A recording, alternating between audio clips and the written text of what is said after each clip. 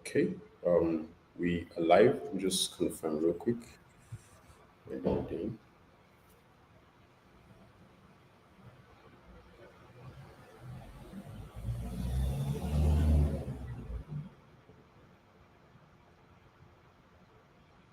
Okay, we're live on LinkedIn. We're live on YouTube. Okay, good evening, guys. Good evening, everybody. Good morning, good afternoon from wherever you're joining us from. Thank you very much for tuning into another episode of An Hour with the Manager Live podcast. And this is our last live podcast for the year. I'm very happy to everyone who's made out time to join us on this session today. And apologies for starting out pretty much earlier than we usually do, because we're also trying to consider each of our guests, also trying to consider each of our experts, and also trying to consider you two who listen to us on these discussions. And that is why we want to see how to be flexible with our time and to also, bring everybody on board to have this wonderful discussion. But today we have a very distinguished expert who we brought before, but last time the internet, the roots, and the beds didn't actually allow that happen. Technology failed us.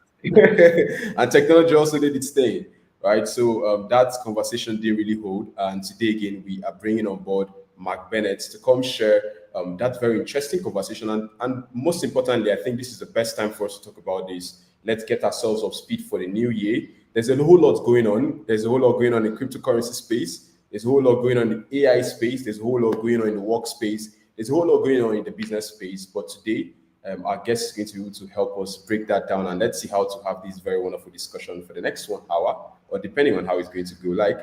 And if you have any question, please don't forget to send them to my DM. If you cannot send them to the comment box, trust me, I'll always be ready to mention them here without calling your name. But if you still feel comfortable about it, please do well to send in your questions in the comment box, and let's take it from there. But in all, welcome everybody. And Mark, how are you doing today? Thank God you don't have a cricket coming on board with us. Yeah. Fun to be on the last show of the year. Yeah, it's an amazing one. How's the festive season coming up for you? Good. Saturday I'm headed up to see my family for the holidays. So looking forward to some downtime with my girlfriend and my family. So yeah. Wow, that's going to be an amazing one. We're looking forward to also make sure we have a very wonderful festive period here. And thank you for joining us again and for the time. So yes, guys, without taking much of our time, as usual, while you're joining this session or this conversation today, please don't forget to share the link, spread the word, send the link to your friends, post it on your WhatsApp story, repost the link, or however you want to do it. Share it to someone, tell your boss, tell them, let them come listen to the last show for the year, and let's learn valuable information together. And so today we're talking about how technology is reshaping our personal and professional lives. And like I said, there's a whole lot going on in the tech space, and there's a whole lot going on that we professionals, we sometimes might deviate or probably get skeptical about, or probably get scared of. Like one of the most popular conversations talking about AI, which we had featured one of those burning questions on our first magazine issue. How is AI reshaping the workspace? How is it going to affect we professionals and entrepreneurs and leaders, right? And today, Mark first will give us an overview of the insights he'll be sharing with us, and then we'll get straight into the conversation of today.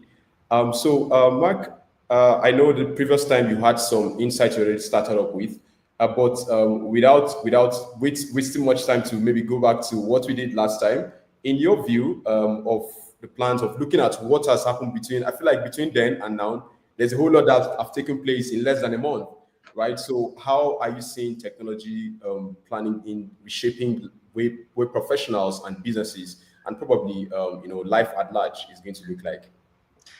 Yeah, and it's an interesting time, and it's hard to not even think, like, things are happening so quickly that what we talk about today will seem ancient in 3 months, right?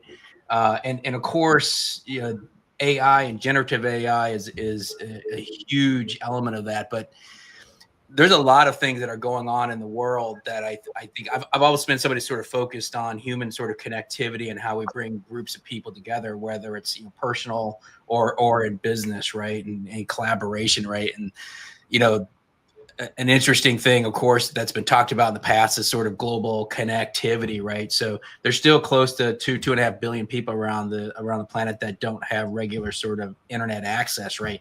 But that's changing very rapidly with companies like Starlink and others that are bringing that into very rural areas around the world, and including the U.S. People think everybody in the U.S. has internet access. Not quite true, right?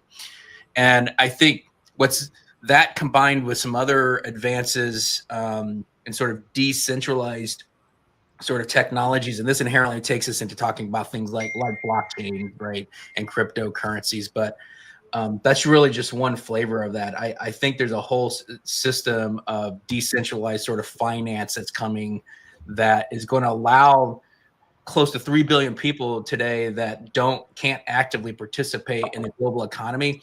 That is going to rapidly change over the next, I believe, 12 months. It might even be lesser than that. Maybe even less than that, right? So you've got these people cannot get connections, and now we're starting to bring solutions that allow these individuals to sort of come into the global economy and participate and save money, send kids to school, start businesses, right? You know, the challenge for starting any businesses, where do you get the capital, right? And if you're not part of sort of the global economy, that can be very difficult to do. Now these people are suddenly going to have access to the capital to start their own business, and that's just going to propel sort of the global sort of GDP, I believe. And when you think about 3 billion people that are not directly participating, how many Einsteins and geniuses are sitting there? How many are in that community that are going to now positively have a huge impact on the world? And then we can't really talk about this without thinking about AI. And to me, AI, besides being a tool that we can use, right, it's democratization of knowledge, right? So now you have these tools where you basically have access to the knowledge of billions of people around the planet in a form that's easy to digest, right? I mean, I don't know how many times there's a new piece of technology or something I'm trying to incorporate in our business, and I don't understand it well enough. I can jump into any number of sort of AI tools and say, explain to me how, at a high level, how this works. And then you can drill down into the details of it. And so that is an astonishing tool that I think we're just seeing the very first beginnings of how that's going to impact the world. And I just wanted to draw your attention back to when you mentioned talking about the internet connectivity and Starlink, right? Because I know there's a whole lot of people are saying not really understanding how that is going to also get into the remote areas, those rural areas where people can't really have access to maybe the funding or finance or something to maybe have that same internet speed and still live the global life wherever they are. But how are you seeing that, and what are those things that you think might be factors in the future, something? So as with all things, I think it'll end up starting with money, right? And without naming names yet, because we're in discussions with some of these companies, but there are companies who are very interested in, for example, into bringing these sort of unbanked and underbanked individuals into the global economy, because it represents an enormous financial opportunity to provide financial services to these individuals. And so some of these companies, they're capitalists, they want to make money, but they also have very altruistic sort of motivations. And they are actually looking to fund, for example, things like Starlink sort of workstations and access points around the world, right? Similar to what Starlink did in the Ukraine due to the war, right? These aren't massively expensive solution. It's not like the interesting thing about satellite communications is you don't need to run a giant transatlantic cable, right, for internet that costs tens of millions of dollars. For less than $1,000, you can bring a Starlink connection into a remote sort of city or village, right? That gives the local population there almost immediate access, right? So it'll take time. But there are companies that are actively see the benefit of funding those kinds of initiatives because it leads to bigger opportunities, business-wise for them, in addition to improving the lives of the individuals in those locations.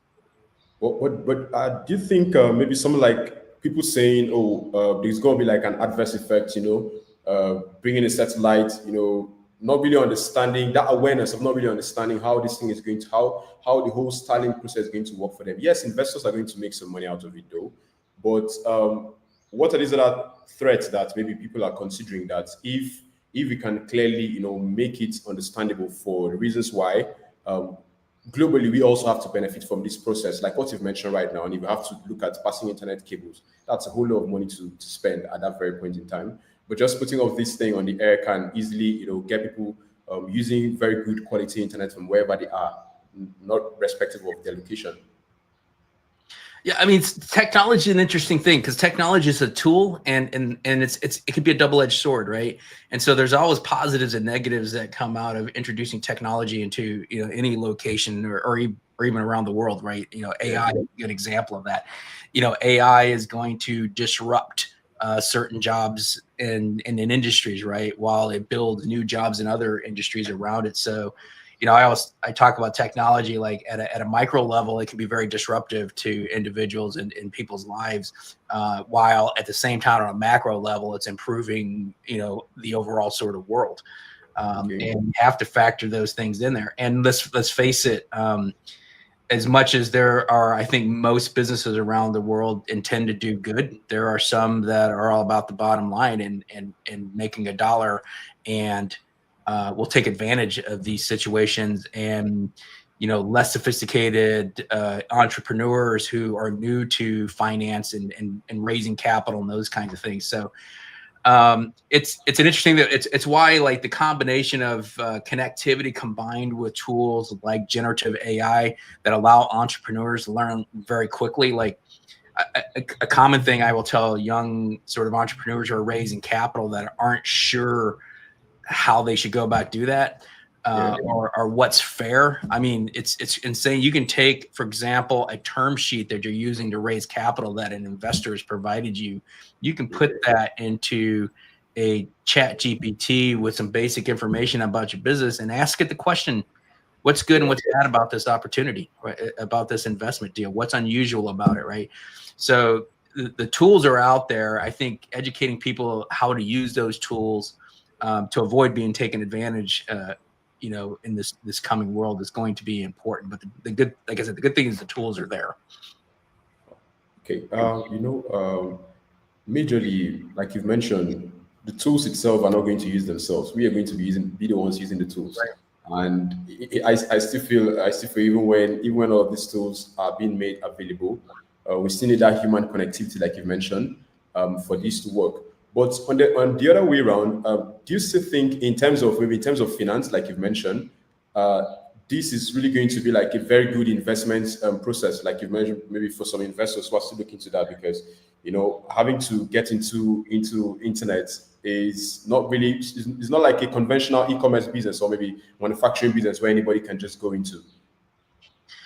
Well, the reason people want to, like, these companies are looking to invest in sort of internet connectivity is not because they're going to make a bunch of money off that connectivity and access. It's services that they can then provide. Like, I'll give you an example. There's a lot of companies who are focused on microfinancing, right? They would love to finance and provide a capital to a small business in a rural part of the world that wants to start a business, right?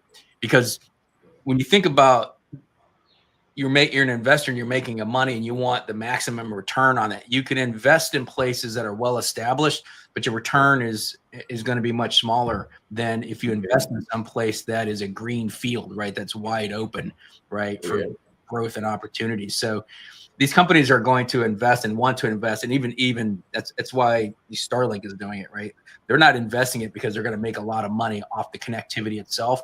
It is services and solutions that they can provide through that connectivity and reaching these individuals that are currently difficult to sort of reach and provide services to. And particularly in the financial world, the connectivity is sort of like the table stakes. Like, you have to have that in order to provide digital services to people, but it is the digital services and that companies believe that they're going to make money off of, not the connectivity itself. Wow, That's amazing. So, what role is Sentry really playing in all of this, and also trying to spread these informations and insights globally to other Yeah, professionals? so it's an interesting place. So one of the challenges has been here really since the 90s and even before, Okay. the internet, right? Is how do you know when you're interacting with somebody 2 or 3 thousand miles away that you've never met in person, right? How do you know who that is, right? And if you're talking about money and you're moving money or making an investment, how do you know that that money is going where you think it is, right? And so being able to positively and absolutely identify who's on the other end of a transaction, whether it's an email, a message, a financial transaction, is critically sort of important. And so one of the solutions, like we're very focused on in Sentry, is digital identity, and particularly, how can you make a very low cost device like this? This is a biometric digital identity card that has a fingerprint sensor on it, right? So this doesn't have a battery in it. You can put this in your pocket. You can tap this on a payment terminal on your phone, and it will prove who you are. And Like these an all-in-one digital card. one digital card, right? It'll prove who you are for a payment transaction, for example, or you can even use it to digitally sign emails. You can use it to digitally sign a blockchain transaction if you're working in sort of cryptocurrencies. So it's the element that we believe will help establish trust. Like one of the challenges in a global economy is how do you trust all the people that you're sort of working with when you don't know them in person, right? Human beings are very sort of interactive social animals, right? We're designed to sort of interact with people face to face, right? And now we're in a much smaller world because of this connectivity. And how do you establish that same level of sort of confidence and trust when you're not doing things sort of face to face? And AI is making that even more complicated because AI, like I guarantee you, and within a couple of years, this conversation we're having, I could be an AI and you would not be able to tell the difference, right? Actually, So how do you prove human authenticity in that kind of a world, right?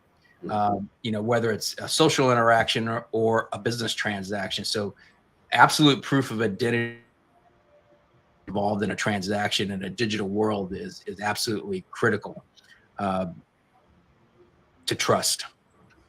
that's that's a very good one. That's a very good one. Talking about the whole all-in-one digital card, it's like me simplifying myself, right? I don't have to move around with a whole lot of information, or maybe a whole lot of passwords or something, a whole lot of info, maybe profiles or something, or maybe complimentary cards or so.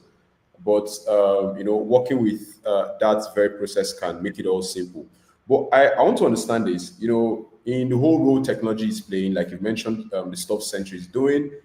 Are you personally following up the whole remote or hybrid process, and how is that going for you? How is that going for the Oh, like company? remote work and hybrid work. Yeah. So I mean, it's really interesting. Like and the pandemic had a huge impact. Like I'm going to go back in time a little bit, right, all the way back to the 90s, like when the internet sort of came into existence across the globe, right? And for the first time, people could actually communicate with each other over a public network. And at first it was email, right? And then it was text messages and message forms and those kinds of things. But Yeah. what's really sort of missing in that and those types of communications is intimacy, right? And again, human beings are sort of designed for face-to-face sort of interactions. And it's funny because we talk about emails. Like I ask, who loves email? Nobody loves email, right? Email, besides getting a lot of spam, right, it lacks sort of context, right? That's why we created emojis, right? It doesn't have the human interaction to it, right? And context, right? Text messages are a little bit better because you got sort of the instantaneous sort of kind of feedback. And then, in the 2000 to 2020 sort of video conferencing started to come into the scene, right? But it was one of those things that we used maybe a few times a month, right, for a webinar or something, right? And then the pandemic hit, and now people were forced to use these collaboration tools, or businesses simply stop functioning, right? And it's hard for most of my colleagues. Like, how many times do you use a video conferencing tool today? Holy cow, it's probably a dozen times a day I'm on a video call, right? I couldn't imagine our business running without that. And so, we have, during the pandemic, everybody was working from remote. That created a lot of challenges just in terms of getting technology into the hands of these people, but we solved that. Then there was the security side of that, right? Which we kind of already touched on, is like, how do you know the person who's logging into a system, right, that has sensitive information is really the person that is your employee, right? And that's where a lot of companies found themselves woefully unprepared for that aspect of it, right? In terms of establishing. I wanted to interrupt you a little bit, or say, like the illustration where you talked about maybe you not being here, and then you have an AI who looks like you. Mm-hmm. How do you know this person who you're having this Zoom call with is really Mark Bennett, and maybe he's not trying to act fishy at the back for you? Right. Right. And there's I'll do a little anecdotal story. Like, there's a story from, I think it was about 6 or 9 months ago, where there was a video conference call with a company in Hong Kong where the CFO asked one of their account folks to wire $25 million because of a project deal. It was all AI. Cool. But it looked like his CFO.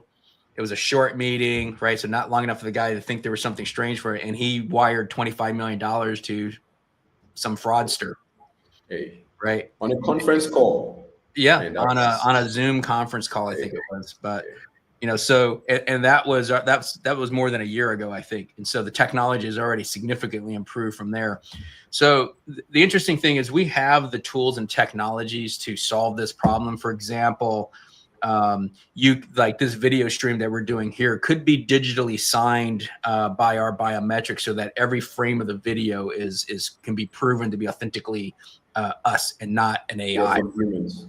Right, as humans. So that the technology exists. It'll take. But do you think that would be possible?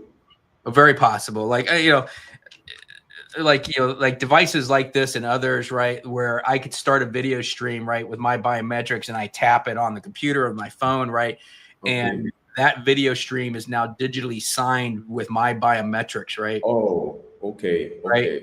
So like code, right. And you can apply that same thing to really any kind of digital communications, whether it's video, photographs, email. So the technology exists to now prove who is really on the other end of the wire, whether it's a video or an email, right? The challenges, of course, is putting that into a form that is easy to use and is secure. And a common question we get is, why wouldn't it be the smartphone, right? And for some cases, the smartphone will be the solution for people. But there's a couple of problems with smartphones. When they're very expensive, and particularly in certain parts of the world, for somebody to afford, right? The second thing is these devices, we feel like we control them because they're in our hand and in our pockets, right? But you don't really, right? They're in control of the cell phone carriers, the manufacturers of those, and even the government. So your access to your phone can be turned off at any time, right? Versus a disconnected device like our cards, right, which are in your pocket and not tied to any external sort of technology, right? So phones play. Don't you think that will have posed some risks? Not the end-all solution, particularly from a security standpoint. Yeah, like moving around with the card, don't you think it's going to pose some risk? If I probably maybe get the card from you and maybe go do something with it, don't you think it's going to also have some security issue, or maybe I need some code before I can activate the card before usage? It depends on the issuance sort of scenario. Like maybe like let's say in the finance space, if I wanted to use it like maybe in the health space. Yeah, so it depends. Like, for example, a bank or healthcare space, when they're issuing these cards, right? They put what we call sort of attestation keys on the card, so that if they're shipping to you in the mail, or I should, there's other solutions where we actually put your facial biometrics on the card as well. So when you get the card and you want to activate and enroll and register your fingerprints, one of the first things that we do is get your cell phone and we do an image capture of your face. We actually compare that to the biometric facial image that's on the card, right, to verify that it really is you that is enrolling the card, combined with some other cryptographic information. So you can pretty reliably prove that the card got to the right person and in their hands, and is then suitable as a verifiable credential to access, for example, healthcare services or a bank account or things like that.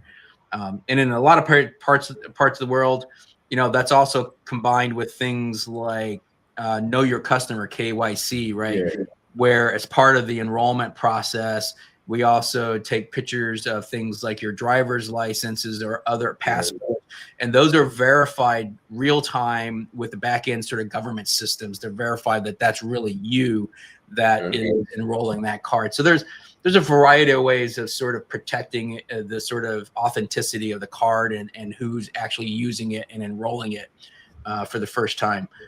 And some environments you don't need that level of security. It depends on what you're using the platform for.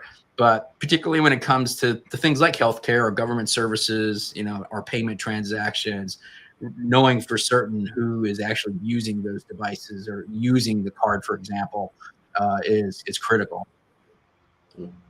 Let's hope we won't have people probably sit down and ask more companies to wire $25 million, because that's going to be a total disaster globally. But thank you for that insight. And a quick one to everyone who's listening to this discussion today. Thank you very much once again for tuning in and for trusting us always to deliver you quality insights.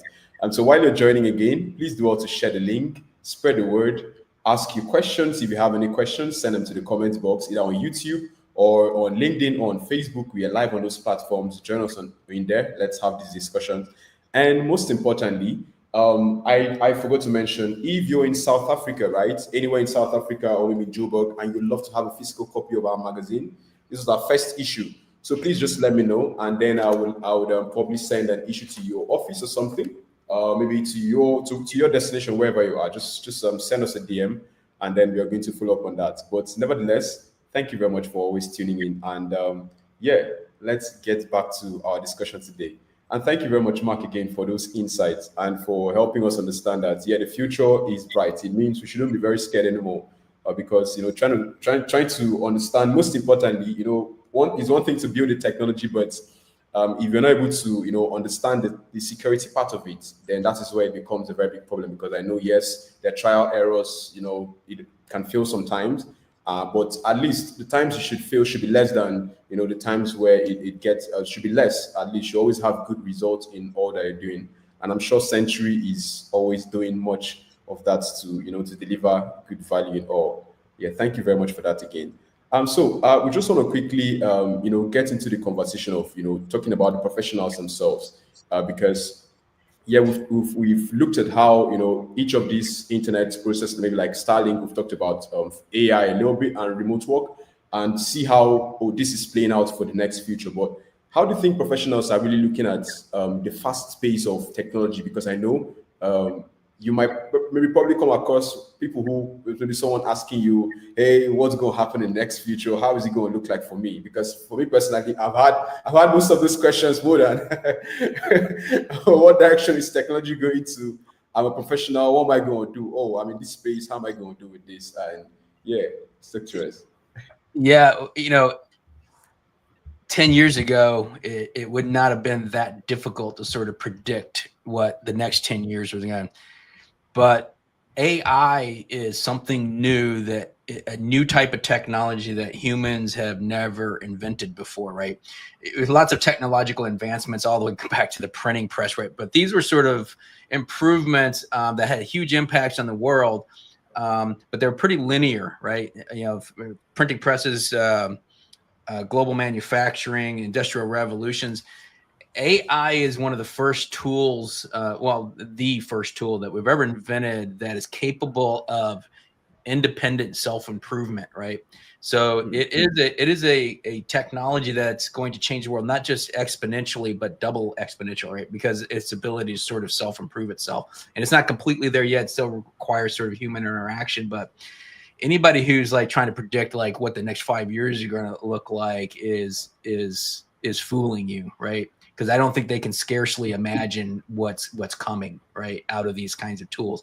Now, I don't find it, it doesn't scare me, doesn't worry me, those kinds of things. Humans are very adaptable.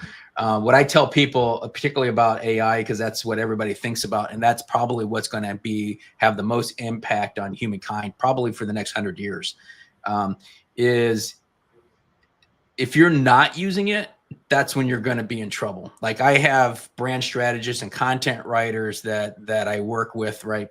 And they're initially sort of terrified by AI because it can do their job for them, right? It can write content for them. It can generate videos, right? It can create images and photographs, right? And that scares them, right? But the first thing I tell them is that AI doesn't eliminate human ingenuity and creativity. What these tools do, and they are just tools, it allows you to increase your productivity and allows you to focus your creativity on things that you've never even had an opportunity to focus on, right? So AI in most of these cases is a multiplier. It's not going to take away from your job unless you don't learn to adapt it or incorporate it into what you're doing.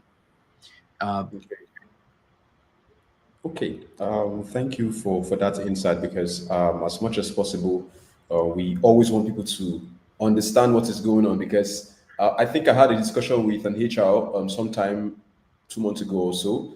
I'm talking about trying to bring in human interactions into the workspace, and I've also had that conversation recently.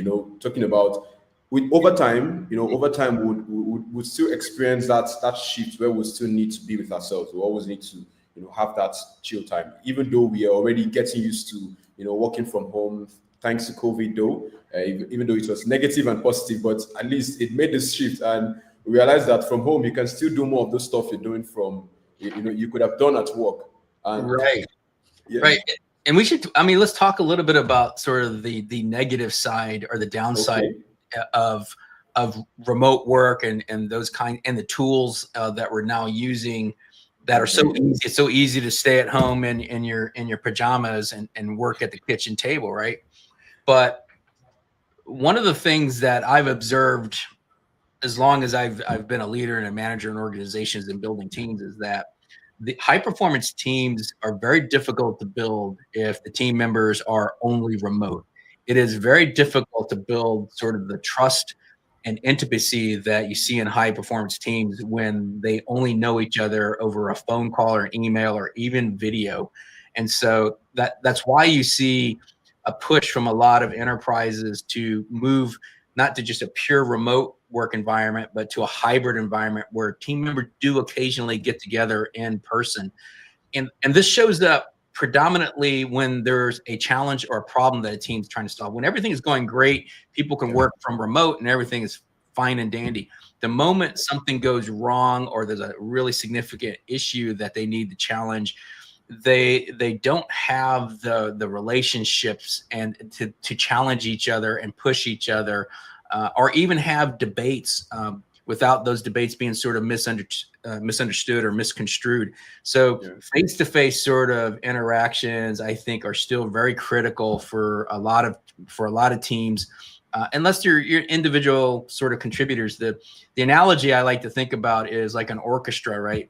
So you have musicians, they can work, they can practice at home for hours and weeks, right? But when it comes time to put on a show, they have to get together, right? So that you can feel and hear the music coming from the musician sitting next to you, and you're in front of the conductor.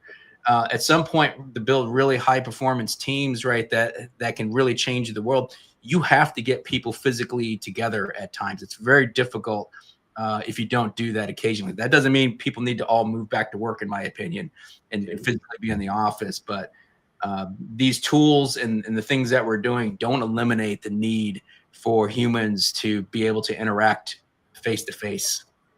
Okay. So have you experienced any of these maybe negatively before? Have you seen the downside of this before? And how Oh, did you play them? Or maybe absolutely. Even yeah, how did it make it work for you? even before COVID, in a sort of a previous part of my career, I was running a very large organization, and we had geographically separated teams around the world. So I had teams in Europe and Okay. Singapore, South America predominantly, and those teams generally worked well together. But when there was a problem, right, finger pointing started happening, right, and because they didn't know each other personally, even though they'd been on Yeah. video conference calls, and the the solution to that wasn't difficult.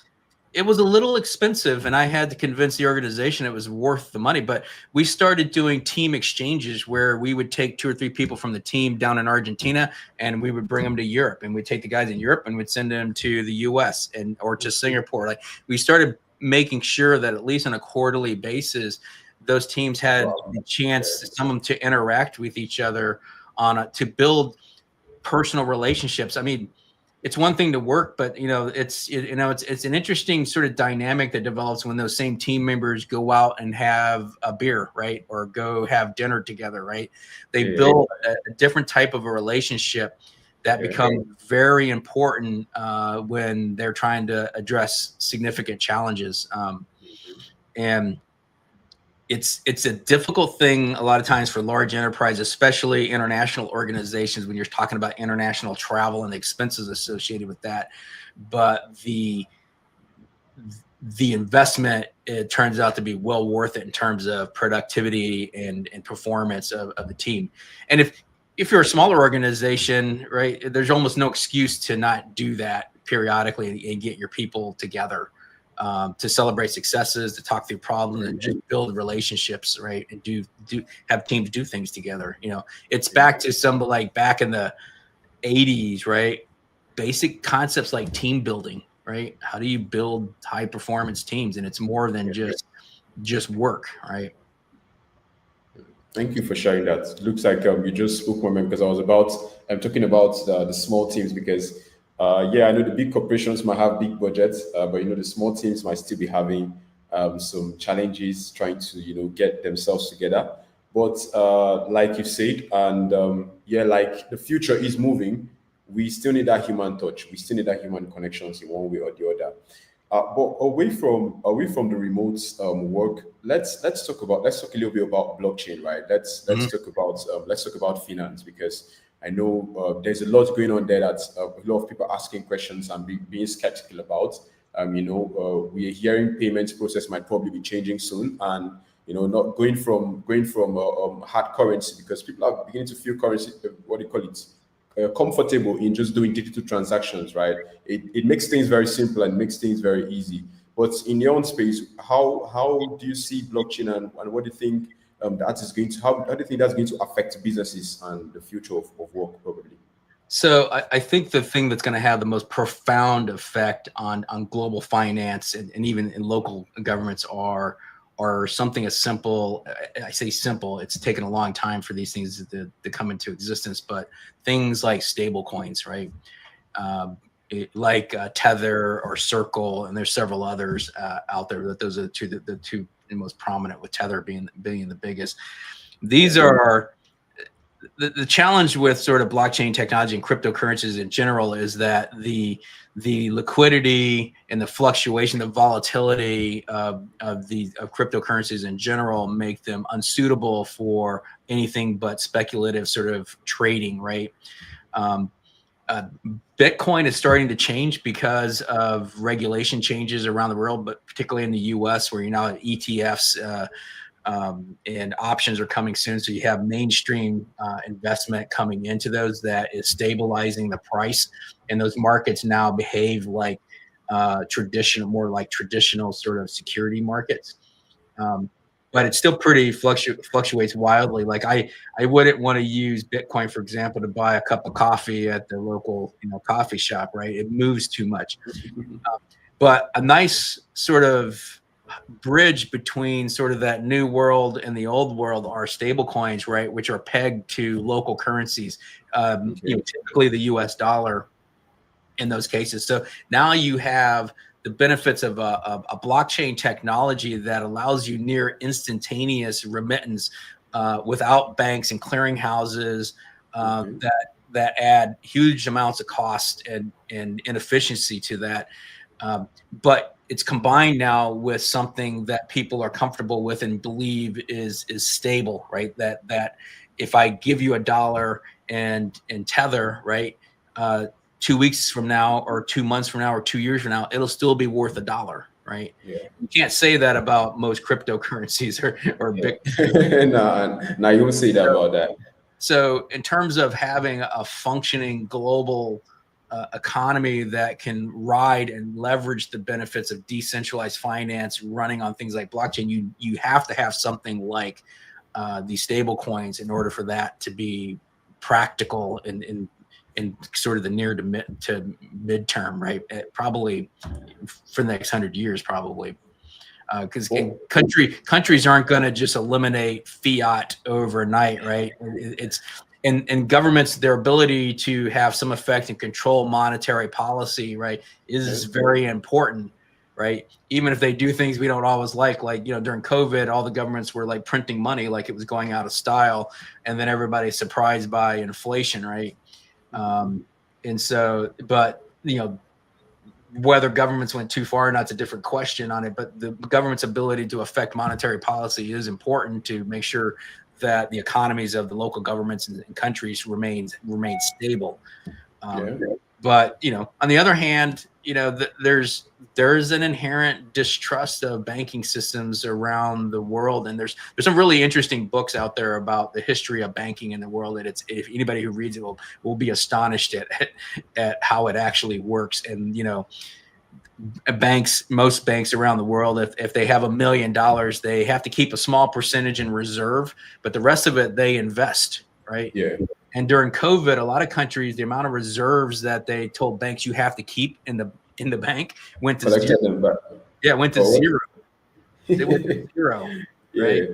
And so and then there's continuous examples, like even in the U.S. where you have very heavy sort of regulation around the banks. You had things like the Silicon Bank, right, that collapsed and caused several other collapses around it, right? And those were banks, right? And so there's not a lot of faith that the banking system is all that resilient,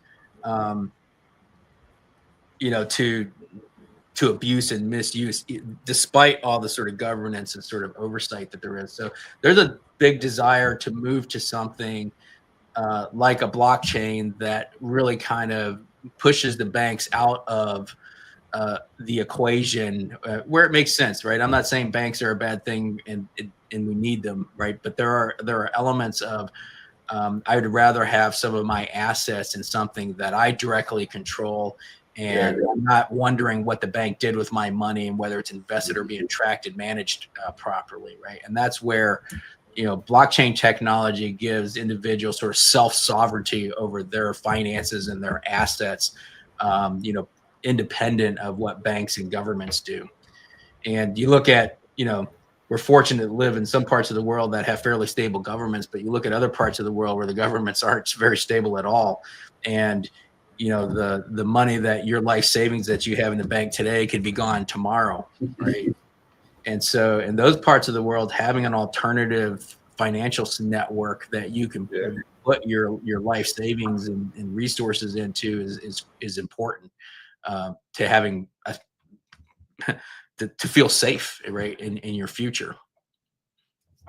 Okay. Sorry, we just had a question. Talking about decentralized finance, right? Mm-hmm. And although I wanted to ask a follow-up on what do you call it, how is that going to be for businesses? But first, let me take this question from our audience here, saying, can you share an example of how decentralized finance has impacted business or communities?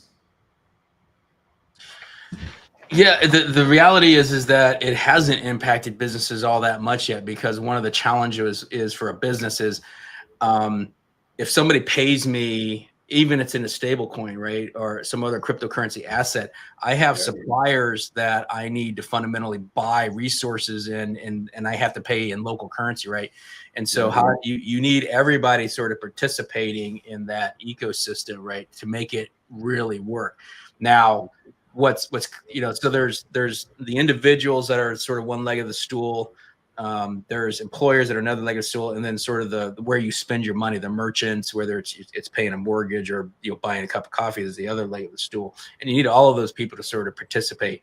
The first two legs, it's now possible to get paid in cryptocurrencies, and you can do it in a stable coin so that you know that the financial value of your paycheck, for example, stays the same, right? Yeah. And there are now solutions where you can reliably pay for that at merchants, right? In parts of the world, we have Visa and MasterCard. We now have Visa and MasterCard where I can go pay with Tether at a point of sale at a merchant. The merchant doesn't realize it. The exchange between the stable coin and say the dollar or whatever currency you're in happens on the back end. It's independent. The merchant doesn't know it. And so you now have two legs of these stools, sort of the technology's there, and the motivation is there to adopt this. The final piece is really employers like being able to, for example, pay an employee in stable coin. And there's companies now sort of addressing that, companies like Rise and others that allow payroll service, for example, in crypto. And you get all of that moving together. You essentially you move a lot of the risk and a lot of the sort of inefficiencies out of the existing financial markets like the banks into a completely decentralized financial network. And then the question is how do I secure that and make sure, like, all my money's tied in this blockchain, right? And you've had examples of huge exchanges collapsing due to outright fraud or security in there. So how do you make sure that if I put all my money into a blockchain, that I'm the only one that can access that, right? And that's where the concept of self-sovereignty or self-custody comes into place in these technologies. Like for example, on Sentry side, we're focused on projects like Sleeve here. The only way money moves in and out of. Let me see it again. Can I see it again? Yeah, so this is the non-biometric version, but we have a biometric version of this. So this is a product called Sleeve. So this is a Web3 financial product, and there's a version that has a biometric on it as well. And the only way money can move in and out of your digital wallet is if you put your finger on the fingerprint sensor here and tap it on your phone. Nobody else in the world can get access to that. Right? Any phone, any device, or maybe you have to install there's a mobile application that is sort of the interface between the card and the phone. And the phone is really just the bridge to the global internet, right? And access to the blockchain. But the point is that the only way, it's like having a checking account. The only way that money comes in and out of the checking account is if you put your finger on that card and tap it on the phone, right? That has the application running on it. And that means that you're in complete control of your funds. So a bank could collapse or the financial fintech company you're working could collapse. Doesn't really matter because you are the only one that controls access to your money. Nobody else. Government can't seize it, right? Nobody. You're the only one that has access to it. And that's true sort of self-custody. And how would the regulations look like for this? Because that's an interesting question. So the most governments have not really dug into or really started to formalize the rulemaking and the regulations around this marketplace, and that's one of the challenges for industries going into this space. It's difficult because you're talking about money. There's not a lot of regulation, so there's not a lot of clarity on it. You're building these businesses, and you don't know what the rules are going to be, right?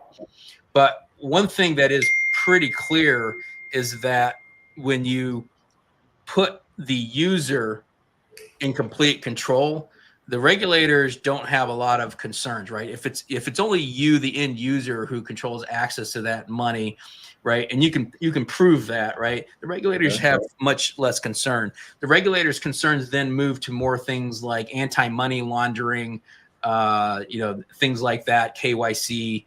The ability to sort of understand where the money is moved. Like you're not moving money and financing a terrorist organization, for example. That's where and those things are all readily solvable, and the tools are already there. The same tools that we use in traditional banking to make sure that money's not being used for illicit purposes works in the blockchain world as well, right? You know, the idea of financial transactions. Can you explain that better for the benefit of those listening to this piece, for clarity's sake? Yeah. I mean, like the idea of completely private financial transactions on the blockchain, it's certainly possible, and there's ones that do it out there, but that's never going to be mainstream, right? There is a need to understand where money is moving, and you know, part of the solutions that we provide is that the digital identity that's associated with, say, your card, right, is also the digital identity that's associated with your digital wallet.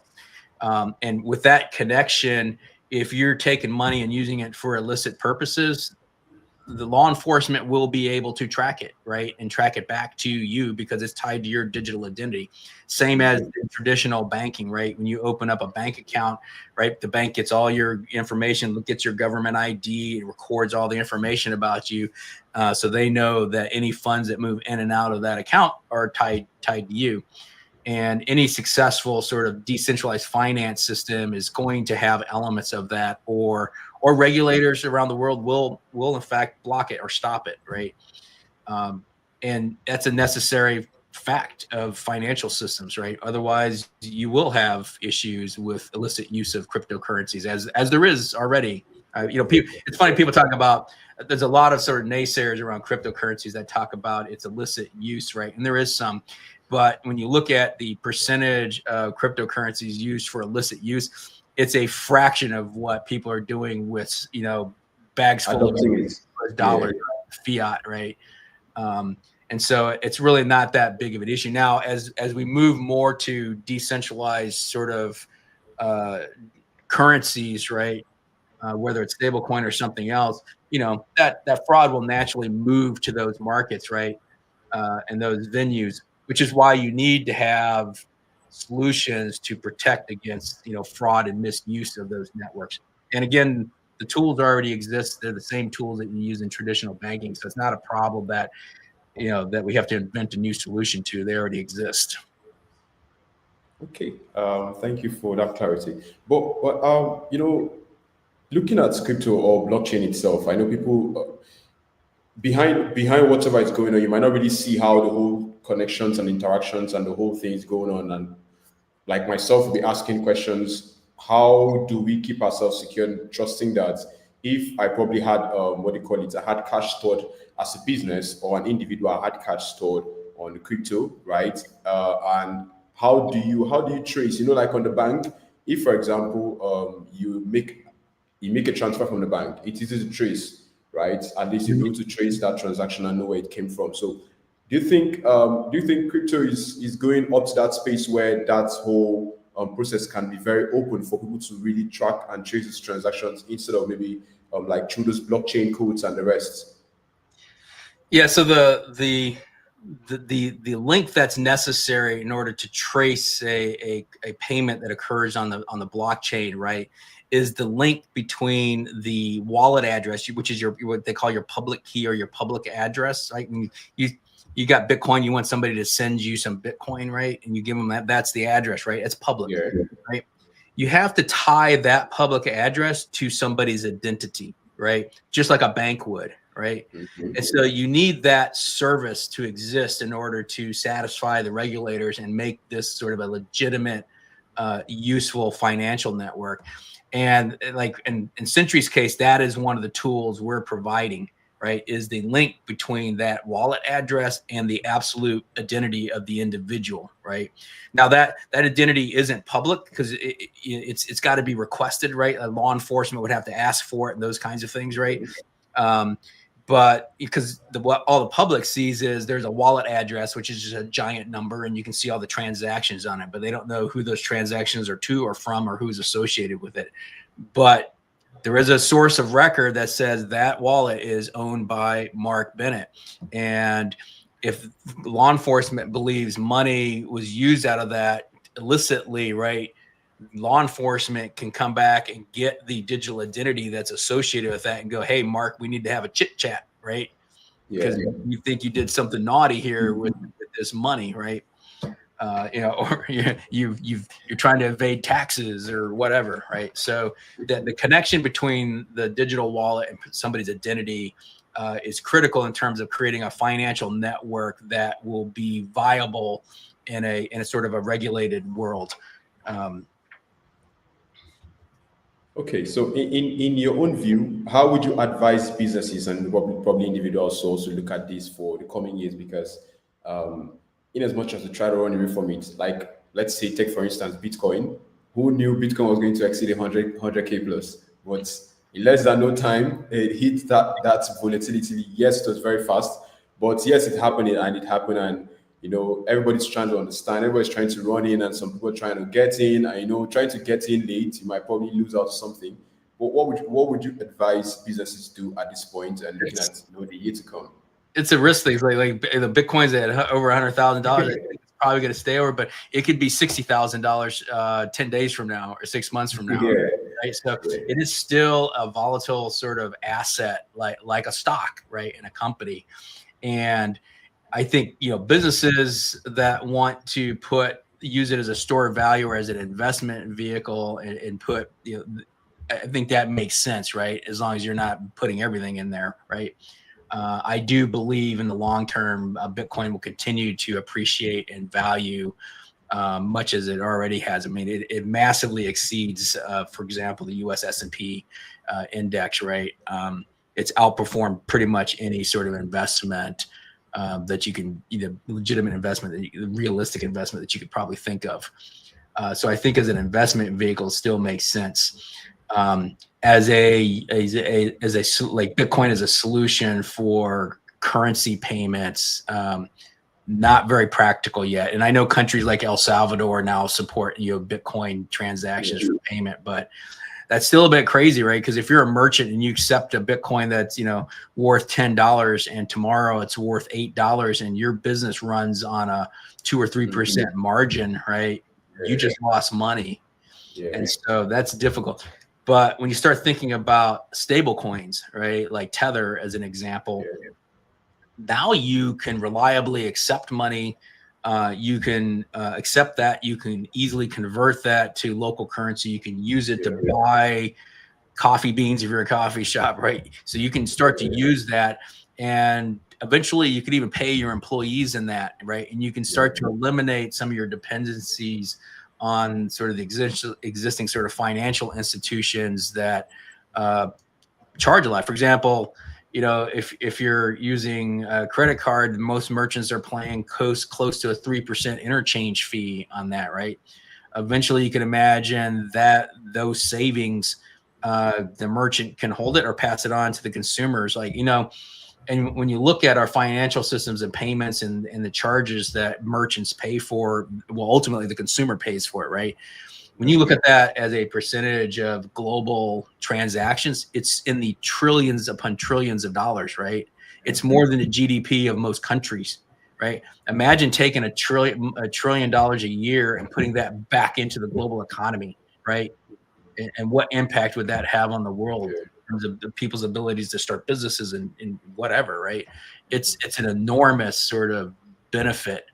And the technology now exists to sort of do that. It's how do we drive the adoption, right? Which means there has to be incentives for people to switch and to use it, right? And those benefits are starting to show up. And so I believe that we're going to see a pretty rapid movement over the next year, maybe even faster than we think, towards these more decentralized sort of payment solutions. We could just wake up and the world is changing so very fast, and you never can tell what's going to happen next. But thank you very much for all the insights you've shared. Really appreciate, Mark, for the time. And trust me, I should say yes. We are grateful that the cricket distracted us and technology distracted us last time, because today this has been a very, very insightful conversation to close up for the year and to also plan for the months or the years coming ahead of us. Because yes, there's a whole lot going on. Technology has come to stay. We as professionals, we have our own lives to live, but it's always us first. Like I'll tell my team members, it's we first before any other thing. It's we as humans first before anything, because before every other thing existed, we've existed. We've tried to navigate this whole process, and we've also tried to come out of it successfully, despite the stress, despite the fight and the battles. But yeah, like you've mentioned, the world is changing very fast, and to everyone who's listening to this, please, as much as possible, try to stay up to date. And if for any reason you're looking for this platform or that platform to always, get up-to-date information and insights, do also always tune into an hour with your manager. And most importantly, share and spread the word. And always know that we have those informations here on board.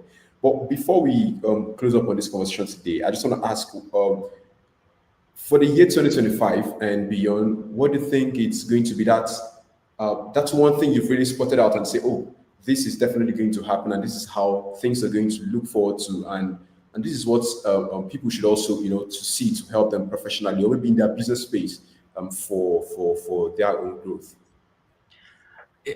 Yeah, it's going to sound cliche, but I think the number one sort of impact in the world is going to be AI, and I think what I'm fortunate enough to be involved in some organizations that are looking at, or I'm already seeing like what's coming a year and 2 years from now, and things like what we call general artificial intelligence versus generative.